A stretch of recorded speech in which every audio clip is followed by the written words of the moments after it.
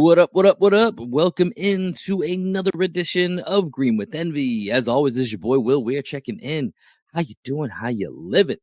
On today's show, we have got the three-man weave united and ready to launch. Joining us first up, we got my best friend, co-host, and the coach of our podcast, the one and only Greg Neemias. How you doing, man? Feels good to be back, baby. First, I just want to give a quick shout to a couple people that reached out to me, just checking, where have you been on the pod? People have been like, hey, Adam and Will have been killing it on the pod, but we missed your voice. I'm back. I was on vacation the last 2 weekends, so I'm here. Shout out to you guys for holding it down. Good to have you back. And of course, we can't be the three-man weave without our final compadre here. We've got our podcasting cousin from across the pond, the leader of the Taylor gang, the one and only Adam Taylor. You know what's popping? I'm loving life. It's daytime, dude. You two are still blurry-eyed. I'm up, ready to face the rest of the day. I'm living, man. I'm living, Greg. We missed you. I appreciate the shout on the last pod. I do, when I'm not there, I do listen all the way through as I'm, producing the pod and whatnot, still getting it up there. And Adam gave me my flowers for bringing up like the Team USA big man. And I do feel responsible, but I also want to say that it was my coworker, Brett. Shout out to my guy, Brett, who is the one who brought it up to me in the office. And then I brought it to you, Adam. So shout out to Brett. He was the true originator of that idea. Hashtag cite your sources. I know. Well, I feel like we were the ones that got it out in the ether, and then all of a sudden it was every podcast had it. So we're taking credit for it. Is basically how we feel about that. That's hold on. Well, I agree. Adam, before I forget, Adam just said cite your sources, which reminds me, Adam, I want to give you a quick congratulations because you finished up your degree, right? I saw you posted something about that. Greg, you gotta edit in some like cheers and applause right here at that moment right there. Exactly. Just do it. Yeah, man. I got I graduated a while back, but they took ages actually because I'm not actually getting a graduation because they didn't do the numbers correctly. So it was like, you miss out, which is infuriating. They mailed me the degree instead. So that just took ages to come through, and it's not official until it's official, right? You don't score until you score. If anyone's an American Pie fan out there, spoken like a true graduate. You know what I'm saying? You don't score until you score. So the ball went through the net, 2 points on the scoreboard. Adam got some letters after his name. I'll probably do a master's degree down the line, and no plans to do that anytime soon. So how should we officially be addressing you from now on, Adam? Give us the full rundown of said letters for your name.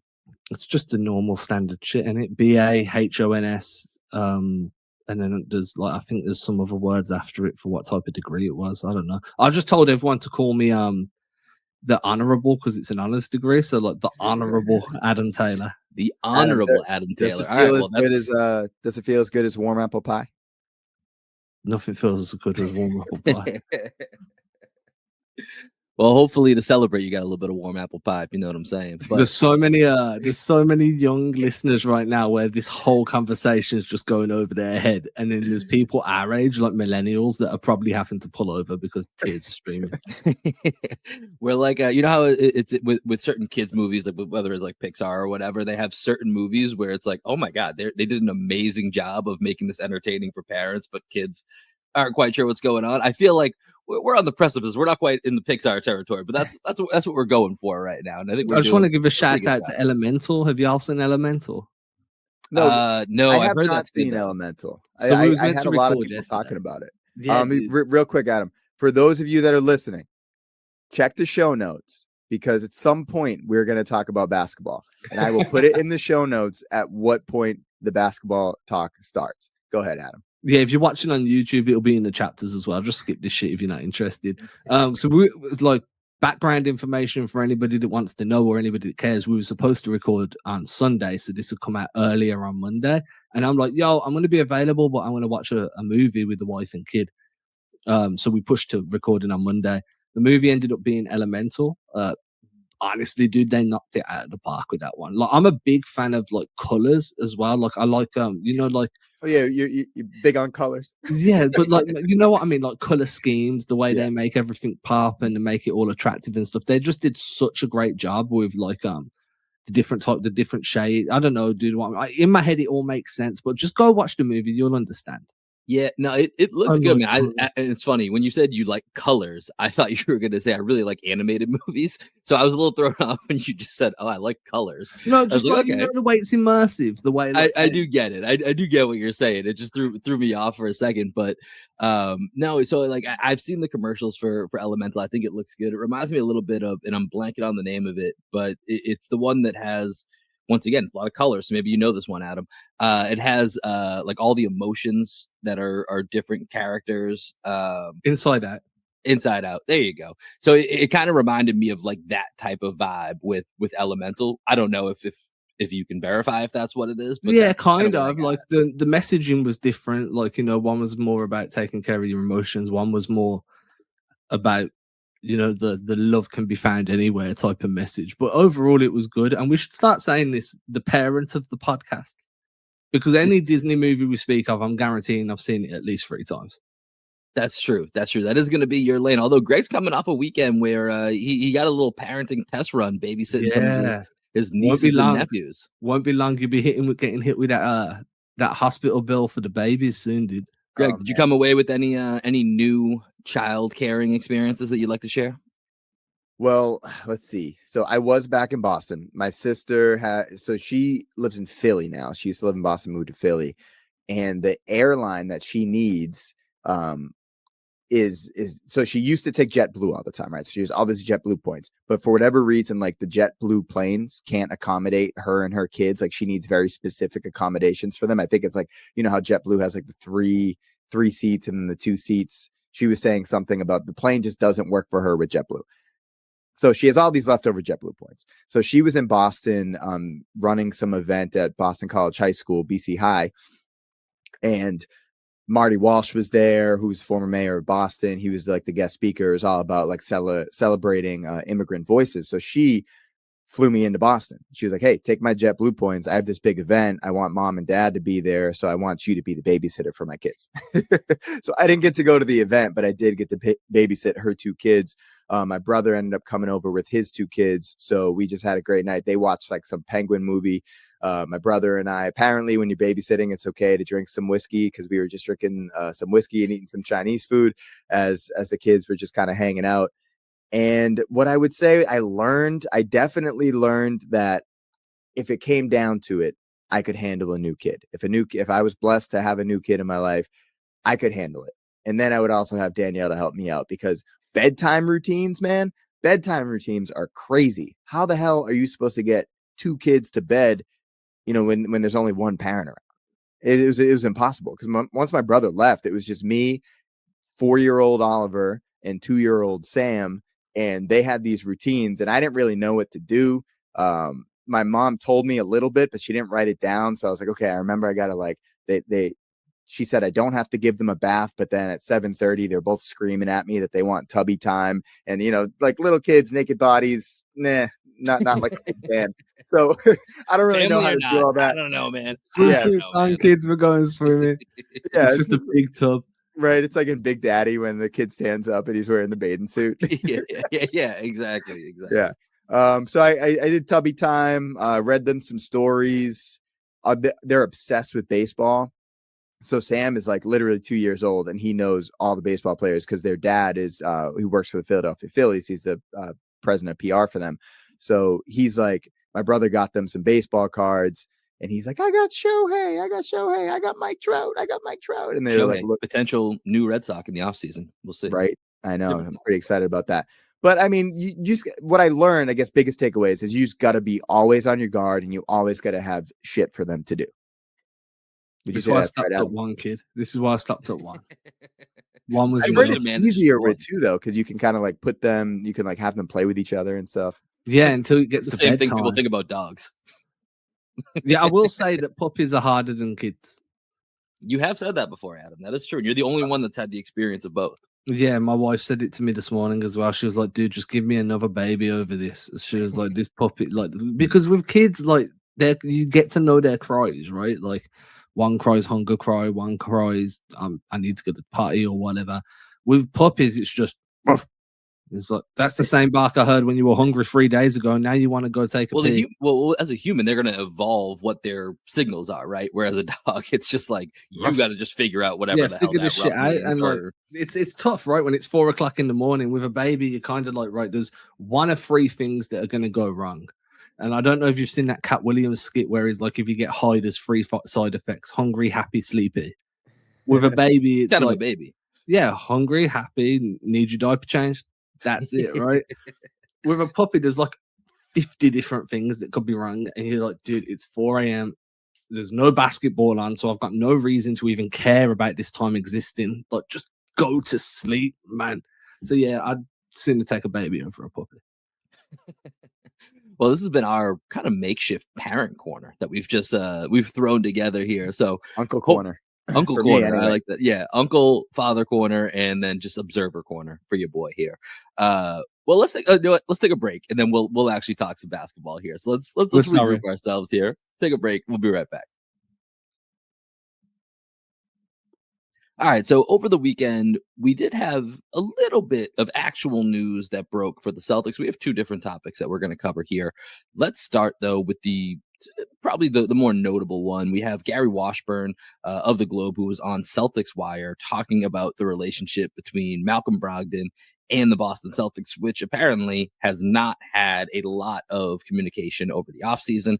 Apparently, at the time when he was originally almost traded in the Kristaps Porzingis trade, unshockingly, didn't sit well with Malcolm Brogdon, was not a big fan of being traded and then not being traded. And so apparently at that time, quite pissed off, which I think makes a lot of sense. To his credit, Gary Washburn says he doesn't know how that level of, anger has shifted since that time, but that since then, not a lot of conversation, not a lot of fruitful talks between the Celtics and Malcolm Brogdon. So, as we're looking ahead to training camp, we're going to start doing important training camp questions. I do think for me, this is actually one of the top 2 or 3 questions going into the Celtics training camp is what is that relationship with Malcolm Brogdon and the Celtics? Because if you look at this roster, that top 7, stack them up against anybody. Let's roll a ball out.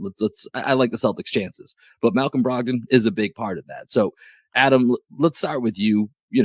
I don't think these comments were super surprising, but what do you think it's going to take to potentially mend the fence with Malcolm Brogdon? Just time. I mean, the way I look at it is, if you remember, Brogdon did that interview at the start of last season where he was like, he'd never really come off the bench before. Brad Stevens sold him on being the guy to come off the bench, and it helps him take care of his body, and it helps the Celtics have a quote unquote like star level or just below star level guy coming off the bench as your primary ball handler, primary scorer. Brogdon accepted that, and then he excelled. And then would you try and send him to the Clippers? Now, there's 2 ways you can look at it. Brogdon's either pissed that he didn't get to go and live in LA, which, I think we can all understand that. It's warm, it's sunny, there's beaches everywhere. I like LA.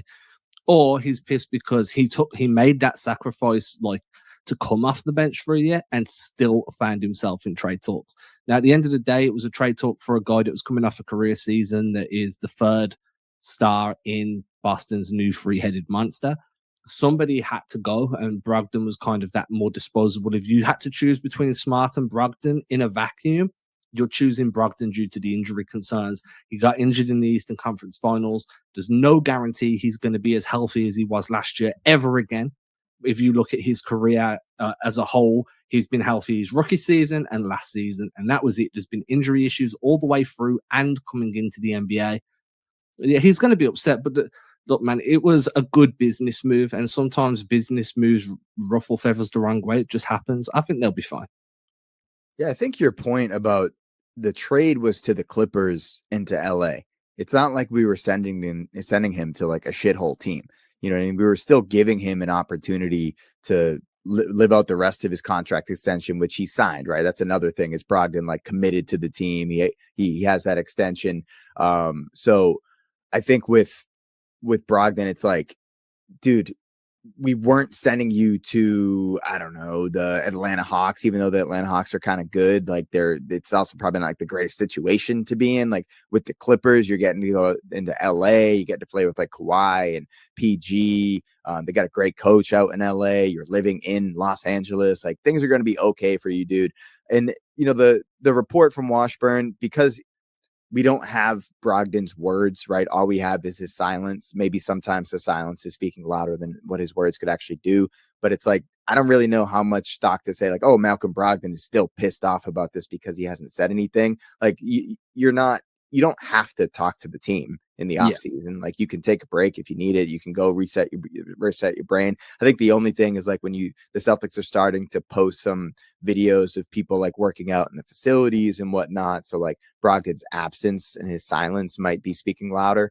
But overall, I would say, I would imagine from what I've seen from Malcolm Brogdon and, being president, President Brogdon, I think he's going to get over it. He's going to figure out a way to mend the fences with the team and be a professional. And then if he really wants to get out of Boston, he can always just say like, you could trade me. And the Celtics, I'm sure, would be okay, finding another avenue for him to be successful in the NBA. Yeah, I mean, for him to get traded, I think he's gonna have to prove he's healthy. I think that's gonna have to be one of the parts, is him just getting back on the court. And I'm with you. I think Brogdon, President Brogdon, President Barack Brogdon, like he's gonna be fine. He's gonna be a professional about it. But I do think it's one of those things where the season gets off to a rocky start, whether it's he's not playing well or the team's not gelling, injuries are happening, whatever it might be. It is certainly, I think, one of those things that will feel like it's in the past, but then all of a sudden, if he's getting criticism for his play, or if he's being blamed as one of the reasons that the Celtics aren't playing well, like there could be, it's like one of those things that just kind of sits with you down in your gut, and you're like, all right, we can move on. If you're winning, that's going to cure all. That's the number one thing for me. If they start playing, if they roll the ball out and they start playing, they're winning, nobody's going to give a shit. Like, it's going to be totally fine. He's going to go back to being a 6 man of the year candidate, try to repeat his title as 6 man of the year.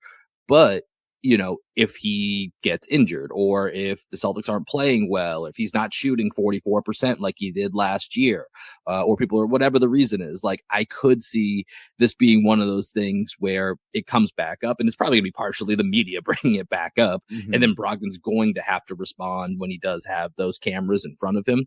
So I'm with you as of right now. I think it's a bit of a non-issue, but I do think it's one of those storylines that we're going to probably forget at some point.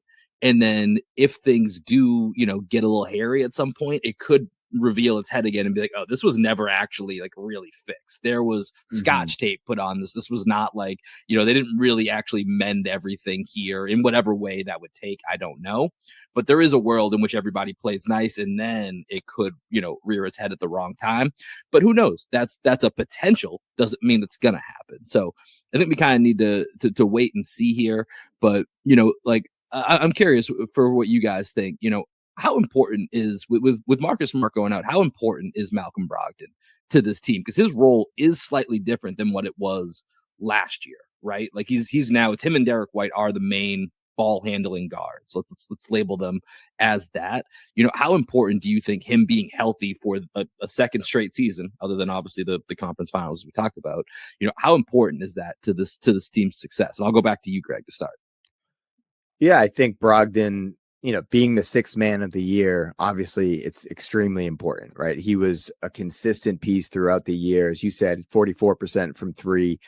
We knew what you were getting from Malcolm Brogdon every time he stepped on the court, for the good and the bad. He wasn't great on defense last year. He couldn't get by anybody. He can't make a left-handed layup to save his life. But the 44% from 3, those types of things that, is just like a known commodity.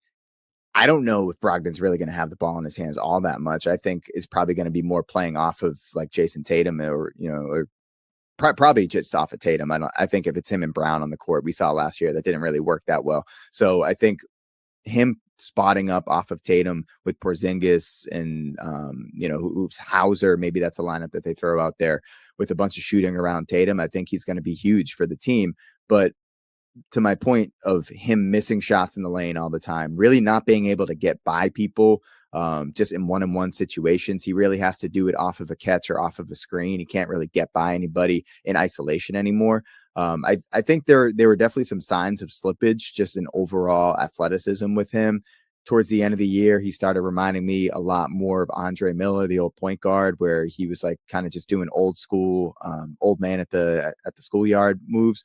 And I think there's a world in which Brogdon's game just has declined enough where last year we started seeing the signs, and this year people have kind of caught up to it. Like, oh, Brogdon can't do X and Y anymore. Let's just make him, let's make him do Z or plan for Z so that we know that he has to try to do X and Y, which he can't really do physically anymore.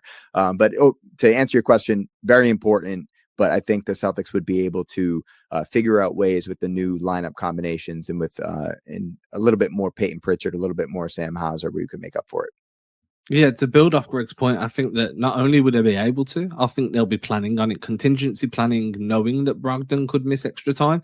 Without Smart, they're going to ask Brogdon, in my opinion, to at least expand his role as a playmaker, to be more of the Brogdon that we saw pre 6-man of the year run, where he was primarily just a catch and shoot guy or a drive. He was just a featured scorer would probably be the best way to pull it off the bench. Mm-hmm. Yeah. They're going to need him to do a little bit more on-ball creation this year, especially if Tatum's going to be working on scoring off the catch, which he struggled with, and playing 2-man games with Kristaps both on and off the ball. Having Brogdon be more of a distributor might help, but the expanded role puts expanded risk on his body, and obviously then injury concerns start to be discussion points, which is why it makes sense to at least, in theory, have contingency plans for if Brogdon needs to miss a stretch. I think Pritchard's role will take up, get an uptick there. Brogdon's going to be super important, but they'd be smart to not rely on him being the player he was last year, because there's no guarantee that's what he's going to be. Well, Adam, yeah, and real quick, like, we kind of just said two different things, which is cool, like the conversation.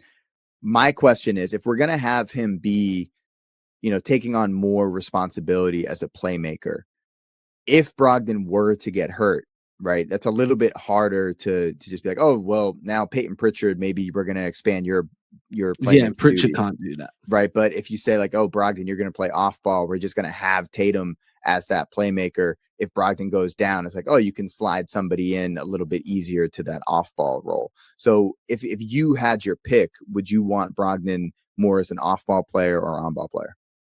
I'd want him more as an on-ball guy, because I want Tatum off the ball a little bit more so we can hurt teams with movement, spacing, improve his catch and shoot. And then when he is on ball, it's a bit more difficult to load up to him, because that you can have Brogdon off ball. I think primarily I'd want Brogdon on ball when they're on the floor, just to give Tatum some additional options as a screener as well. Screen and roll, pick and pop. Just makes more sense to get Tatum easier looks throughout the regular season, rather than asking him to be the one to absorb all the contact, absorb all the additional negatives that go with being a primary ball handler. And then if you need to, you can ramp up the ball handling abilities as the postseason comes around. Yeah, I think for me, that's what I'm expecting to see. And, Greg, I think back to, I'm pretty sure you and I were covering during one of the preseason games with Malcolm Brogdon, and he made a couple of passes where you and I got probably a little bit too excited. And we were like, oh my God, I haven't seen someone make a read like that since Rondo. Now we're probably being a little bit hyperbolic, but it had been, a while since we had seen that. And then we didn't really see that Malcolm Brogdon once the regular season started, right? Mm-hmm. We saw it felt very intentional. Like, hey, your mentality is to go score, not to facilitate. Like that's your secondary, mentality when you're on the court. Either you're spacing and you're knocking down shooting, or if you're getting the ball, we want you to, try to make something happen in the scoring department. That seemed like that was most of Malcolm Brogdon's assignment. So without Marcus Smart, and you look at, the main top 7 guys that you have here, I am curious to see if they change that role to what Adam said, where it's more playmaking, where, he's been a guy that's averaged 7 assists before, in Indiana. Didn't feel like that was necessarily the same type of, game management style that we ever really got from Brogdon. He was just mostly score first, which is fine. I mean, that's what he was asked to do. And he did it. He did it obviously at a very, very high level, to the point that he won, 6th man of the year. So I do think it's going to be interesting how that works. But like you said, Adam, that's an expanded, wear and tear on your body, so to speak, right? If you're going to be more involved from that sense. So can I offer anybody a little campaign? Anybody want to add a little campaign to the end of the bench? Like literally add the man campaign. Yeah. He was waived by the Spurs last week. Yeah, so, no, I yeah. didn't know if you were saying like you were advocating for a new campaign. I'm not necessarily campaigning for campaign, but I'm asking, does anyone want to campaign for a campaign on the show? Well, here's the thing about campaign. He's going to push the pace, and you're your point about Brogdon in the preseason last year, he was the passes specifically that you're referring to. He was making these like hit ahead cross court diagonal passes to like either corner. And he was really pushing the pace and looking to move the ball up ahead. And nobody else on the team really does that. Like when Tatum gets the ball in transition, he's going to score. When Brown gets the ball in transition, he's going to score. Brogdon in the preseason last year was showing that he had court vision in transition. And there's really nobody else on the roster that I see having that court vision. I think Tatum has the capability to do it.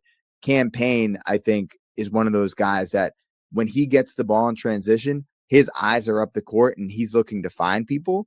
I don't particularly love what Cam Payne does just like overall, but that specific skill set at the end of the bench, I'd be open to it. You see, I'm very big on Cam Payne and Pritchard are two sides of the same pitchfork, right? So they both push the pace. They both get up the court quickly. I think Pritchard is a better offensive threat. I think Cam Payne is a better playmaking threat. But I think when you look at what Pritchard went through last season with being pushed back in the rotation, if you bring in Cam Payne now, this close to training camp, you have to move on from Pritchard. And I think he's earned that opportunity, especially because he brings something that Joe Mazzulla is going to value incredibly highly, which is floor spacing, off-ball movement, three-point shooting. And since entering the NBA, Pritchard's been a fairly good small screener. Now, I'm not saying that he's better than Cam Payne because Cam Payne's more experienced. He's got a bit more playoff experience. He's played with some elite-level guys and been successful playing around them. But for me, it's just, what are you going to value more? Do you want the playmaking or do you want the shooting? If you want the shooting, then there's no need for Cam Payne other than depth, but that he won't be willing to take that role. Yeah, I think that's probably a good way to leave it here, because I think with Cam Payne, like you said, you just made me rethink kind of, do we need more depth at that position as we're talking about Malcolm Brogdon maybe taking on more responsibilities? So I think it's at least a conversation, but I think for now, if I'm the Celtics, and what I would expect is they probably leave that guaranteed roster spot open. But they did make another move over the weekend here, and they actually filled another one of their two-way spots with former King center Neemias Queta. I hope I'm saying that right. Thank you, Basketball Reference, for your pronunciation breakdown. As always, you do always come in handy here. So Neemias Queta is someone the Celtics have signed to another two-way deal. So they have three players on two-way deals. There's some weird languaging that allows for this to happen with still there being an open roster spot. So it will get itself sorted. But Adam, you're kind of the king of the breakdown here. Let's call this the Moses Brown section of the podcast here. So give us your scouting report of what you got for Queta on us. Yeah, honestly, I'm still working through it. I've spoke to a few people, spoke to our boy Brendan Nunez, who's just landed a full-time gig covering the Kings. Shout out. Brendan speaks quite highly of Queta. Again, I still need to figure out how I feel about him. Is it Queta? No, I'm laughing at Brendan, just like he speaks highly of everybody on the Kings. Yeah, I mean, that's his job, right? Like, until you ask him about how's the defense, he's like, well, that's a different story. Yeah. Fucking the defense. No, seriously though, I think that 7 foot rim runner, can defend the rim, can screen real good. There's a bit of a passing upside to him. I do know that somebody kind of mentioned that his per 36 numbers look like a young Rob Williams, just in terms of rebounds, assists, block shots, contested shots at the rim. There's definitely some holes in his game. He's a two-way guy. I think that there's a good chance that he doesn't crack the rotation at any point during the whole season. If the big man rotation stays healthy, we don't see Queta play at all. If somebody drops out, just having that extra big body is going to be valuable. Defensively, I think he's got a lot of room to grow, and just in terms of positioning, same stuff we saw with Rob early in his career, right? Mm-hmm. Understanding where to angle your body. Like, defense is more than just being in the right spot. It's having the right angle. It's having the right load on your knees, whether you can shift left or right at a good pace, whether you can explode and land back ready to move laterally again. I think those are going to be like the nuanced areas where Queta needs to improve. Again, I've still got to watch a ton of film. Offensively, it's just a rim runner. He's going to screen and roll. And that's pretty much what you're going to get. On a 5'8", he's going to look to pick passes, but I just don't think his passing is refined enough to like succeed in that role. Do you know what I mean? He's going to see over the defense, but can he hit the target consistently? Or are we going to be looking at a Jaylen Brown 1-to-1 assist to turnover ratio? Sorry, Jaylen, you caught some shrapnel. Didn't mean it. Love you. Well, it seems like this guy's fulfilling the same type of like prototype of player they were looking at with Kabengele, they were looking at with Bruno Fernando over the last couple of years. Like I haven't watched any film on him besides like a 3-minute highlight tape. So I'm basing all of that off of that. And I think, when you have Luke Cornett at a backup center space, who's like, he can play drop.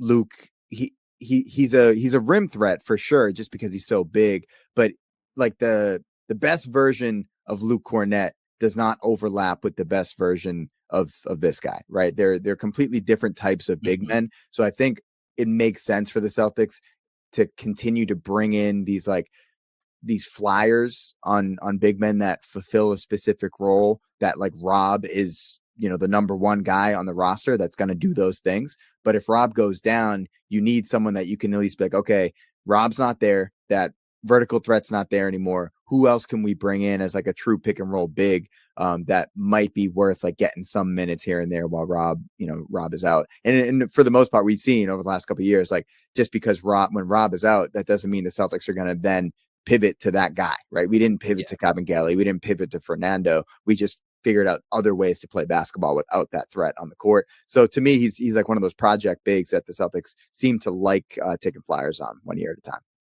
Yeah, in my YouTube research, much like you, Greg, Kabengele was actually the comp that kind of jumped to me, but just an actual like a bigger version, right? Because Kabengele, he's very athletic, plays bigger than he is, but he's actually like 6'8", 6'9", like he's smaller than he actually is, whereas Queta's 7 feet. He's a legit 7-footer. So if you want to put somebody, in that space, that was the name that jumped out to me as far as just, what is kind of the, what type of player could this potentially be? And I think it's exactly, you guys nailed exactly what his role will likely be. A little bit of development. We'll see what happens, just in case if they do get him to pop, and maybe they can slide him into a Rob Williams light type role down the road.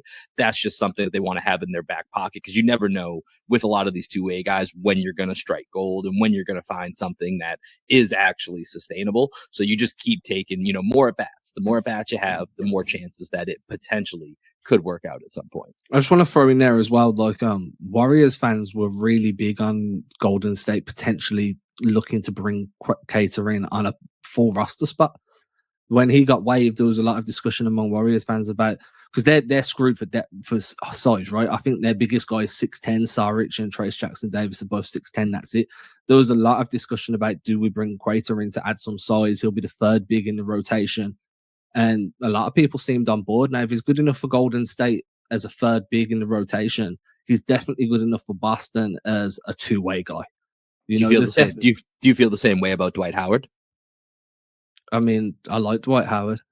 I don't. No, I'm just saying that because the Warriors are supposed to be bringing him in for a workout to fill that spot as well. I mean, look, Dwight Howard would have been cool, but the Warriors are going for the. Do you remember when we had the Lakers the other year were doing the Golden Girls Lakers? Do you remember, where everyone was like a million years old and fossilized? But that's what the Warriors are doing this year. So Howard fits there. He doesn't fit in Boston, where there's still some youth and athleticism.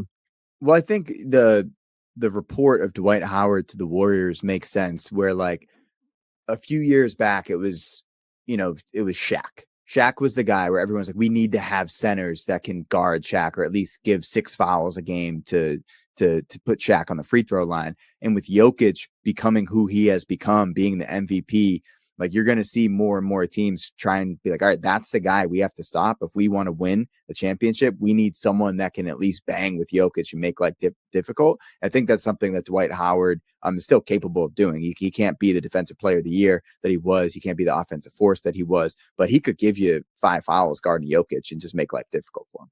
Eddie Johnson said the exact same thing on NBA Radio the other day. Like, so you're thinking online with a 13-year, 15-year NBA vet? Hey, I know basketball. Man. Basketball IQ through the roof, brat. All right, let's take a quick break and let's get to one other topic here before we wrap this up. All right, so one other NBA topic that we haven't covered yet is, we know that there was going to be a change in the resting policy for the NBA for this upcoming season. We now have that and know generally, I'll say, what the parameters are. I saw someone on Twitter say, it's more of a guide than it is, physical rules that are exact, and they're not in concrete, let's say that. But, one of the things that did jump out about the resting policy is that, teams cannot rest. Here's one of the, I'm reading this right now, word for word. Teams cannot rest multiple healthy star players in the same game. Teams also must ensure that stars are available for in-season tournament games and games broadcast on national television. So that is going to be the emphasis in the way that they have defined who these star players are, right? Because it's one thing to say, oh yeah, you can't rest stars. Well, who is a star? So they actually do have criteria of who this applies to. And so if you have made an all-star team or all NBA within the last 3 years, that you apply for this rule. So for the Celtics, this is Jaylen Brown and this is Jason Tatum. But I will say, guys, one of the things that jumped out to me that I was so happy about and why I didn't even think initially to put this on the rundown is this is so little of a worry for the Boston Celtics, because out of all the things that you might be able to say about whatever you feel, if the Jays have, reached their peak or not, they fucking play. They play. If they're healthy, they're going to play. Jason Tatum is, basically you got to, except for his kid's birthday party, he's going to be there. Other than that, other than Deuce celebrating a birthday and popping some bubbly, he's going to be at the Garden playing every single night. So I think for me, that was one immediate takeaway, is that as I see other teams or other, content creators that cover their teams, their topics immediately were, what does this mean for Kawhi Leonard? What does this mean for, insert player X? Celtics don't really have to worry about this, but Greg, let's start with you. What was your thoughts on, seeing some of the details come out about this rest policy? Well, I like that they're putting it on the organizations, right? Because it's not in the collective bargaining agreement. You can't fine the players for sitting games. You're fining the organizations for sitting games, right? So like for those of you that are super pro player, like at least keep that in mind, right? Where it's not coming down on the players. No money's coming out of their pockets or anything like that. It's just like, for the Celtics, I was worried because when I initially saw it, I was like, wait, Porzingis, would he fit the criteria? Because he's the guy that you're really concerned about. And when I saw that he wasn't on that list, I was like, no, we're good. Because as you said, Tatum and Brown are going to play, and you can rest one of them, right? It's just that you can't rest both of them at the same time. That's pretty much what it comes down to. Yeah. Mm-hmm. So like, I mean, I don't think it's going to affect too many teams because of that. Like you can still rest people. You just can't rest people at the same time, to my current working knowledge of how they're doing this. But also to your point earlier, it's not like set in stone stuff. It's more like a lot of things that are open for interpretation, So if someone says, hey, we're arresting Kawhi Leonard because he has inflammation of the knee, like are they going to like go investigate and like figure out that he has actual inflammation? Have an impartial NBA doctor on standby that goes to each arena and it's like, nope, you don't qualify. Like, right? It's gonna be really hard. Or are they gonna? What's the investigation look like? Is it just like we're taking the team medical report? They're sending the medical report in. So yeah, we tested his knee and it's inflamed. There's a little bit of swelling. Here's a picture of this knee versus that knee. Because if it's that, it'd be pretty easy. I feel like for teams to still rest people when they need it. Photoshop's a wonderful, wonderful tool. Or like send a picture of Kawhi's knee from like last summer. Yeah. So I will say this, I'm reading this verbatim as well. The fines for each violation include $100,000 for first time, $250,000 for the second time, and then $1 million more than the previous fine, so $1.25 million for any additional violation. The NBA can investigate a player's availability, so I'm assuming they will have some form of policy where maybe if you're ruling out a player for his fourth rest game, the NBA send one of their own doctors, so it's an impartial doctor. I think that's going to be the best way to monitor that, is be like, hey, we're going to pay for an outside specialist to come in, and if they deem that he can't play, then we're cool. But if they deem that, you're just trying to sit in because it's, I don't know, fucking like what, December 4th and nobody really cares and you're playing the fucking Raptors, then yeah, we're going to make you play.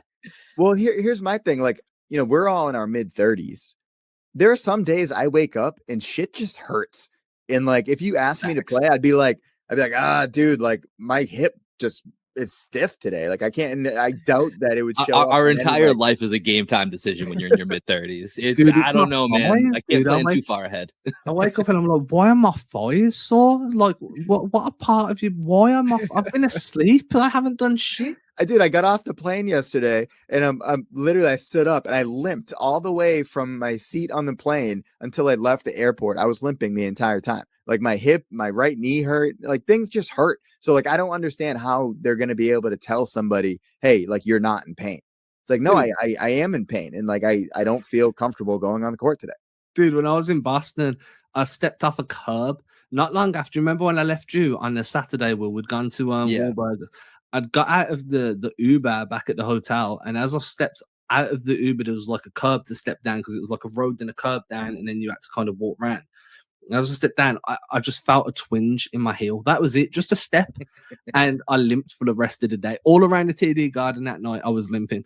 It's that easy at 35, 34. It's horrible, dude. Yeah, Like, it's going to be tough to regulate. Like you said, there's so many different things. I'll be interested to see how they enforce it. Greg, one thing that you did bring up that I have an ESPN article about this pulled up right now that they do mention. So we said before the qualifications for a star is you've made an all-star game or an all-NBA in the last 3 years.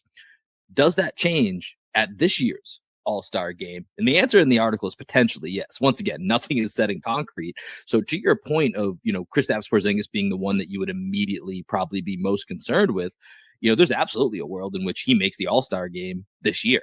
And so after the all-star break, potentially this rule, does kind of then come into effect. So it's not entirely out of the wilderness when it comes to, Kristaps Porzingis being affected. So, but once again, it's really flimsy how some of these rules will be enforced. But one part that I did think was funny is, or I want to ask you guys, have you guys all seen the list of the players that technically qualify for this? I've seen it, but I haven't memorized it. yeah, same here. Was there anyone that particularly stood out to you as it's almost comical that they apply for this at this point? Mike Conley. Yes, that's one of them. He applies for the star rule. See, I was just like, yo, these are all stars. They're in the NBA. I never look at it like this dude's not a star. Well, I'll tell you the one that stood out to me, which is crazy to think about, like where his career is at, but he's still on this list because it's a 3-year window. Ben Simmons is still on this list. Ben Simmons is a star.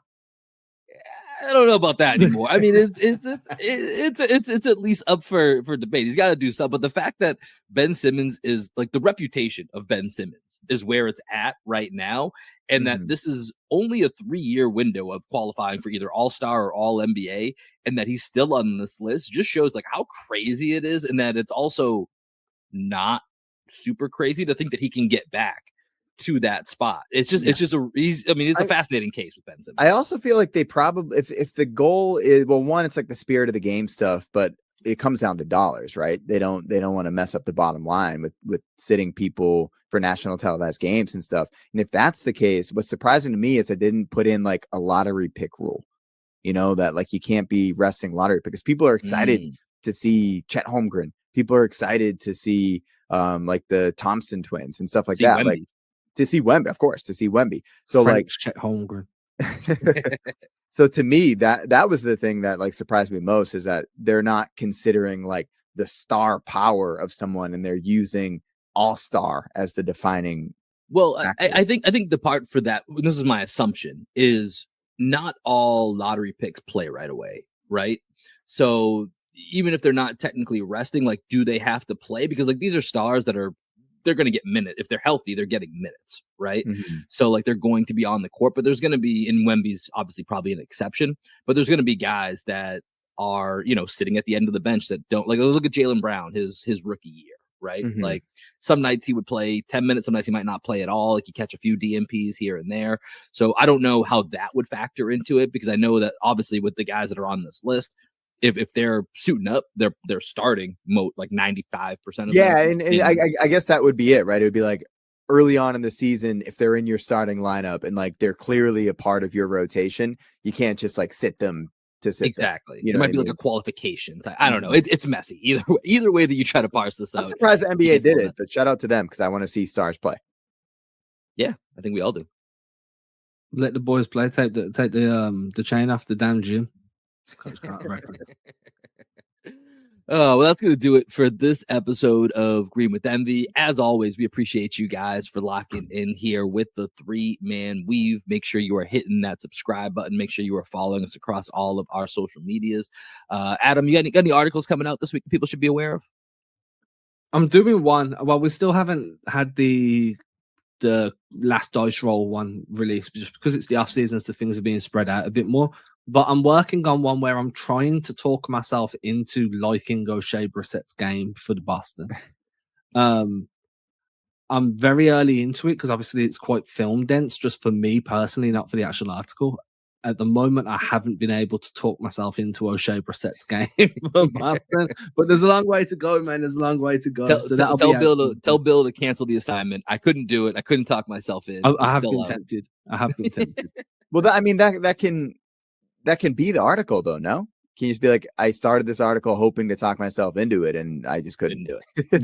yeah, probably. That's probably going to be. I don't know. I'm going to watch it. I'm going to try and be as judicial as possible, as fair as possible. But I just keep going back to Grant Williams would have done better, and that seems to be where I keep tripping myself over. Yeah, we were a big Grant Williams podcast, so we'll have to see how that plays out. But we'll hit all that and more as we lead up to training camp coming up here October 2nd, October 3rd. Those dates cannot get here soon enough, but we will have you covered as we start to cover all of the issues that will be hitting the Boston Celtics upon training camp opening. But that's it for myself, for Greg, for Adam. Greg, any final thoughts? And then let us know what we're going to hear on the way out. Y'all know the drill. Black Sheep Optimists, get this high. Peace, everybody. Deuces.